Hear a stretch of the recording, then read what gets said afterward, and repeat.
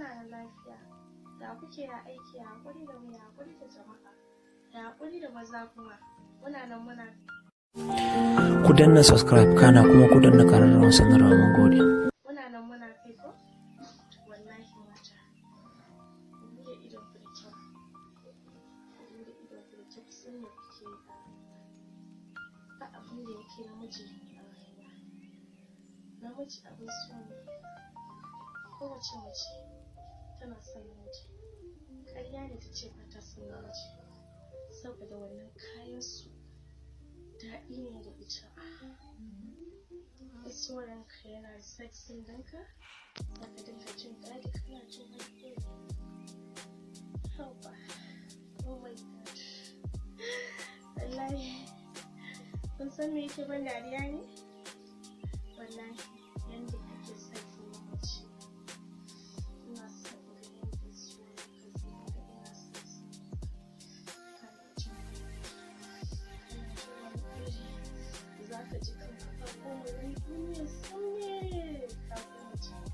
Wallahi ina son ga namiji mai wani katon saboda ni ina da choice. Ana son mai ƙaramin gora fa, mai babban gora wanda in ya samu shi ya ji raras, ya ji daɗi, ya ji ya shige ni da kyau. Ki samu mai babban gora ya fi daɗi. Sai ki samu mai ƙaramin gora saboda daɗi ne da ita. Yana fiye da kaina, ina jin daɗin kaina. Masoyina, ina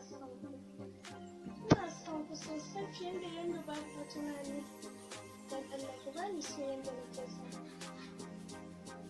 Ku so maza.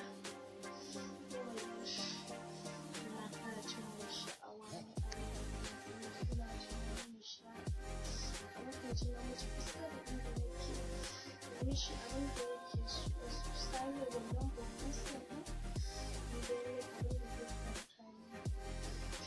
Kowa ta kalla su maza abin so ne saboda gina abin so ne. Gindima abin so ne. Shi yasa aka yi su guda biyu saboda a so shi. Don Allah matan aure ina muku gargaɗi. Ku dinga sake ma mazaje ku idan ku suna ci. Don Allah ku yi haƙuri. Ina muku gargaɗi. Saboda ba zan gaya miki wani abu. Na zo gefen matan aure ne. Matan aure? Akwai mace da za ka gani ba ta iya ma mijinta kwanciya. In miji ya ce kwanta ma ina son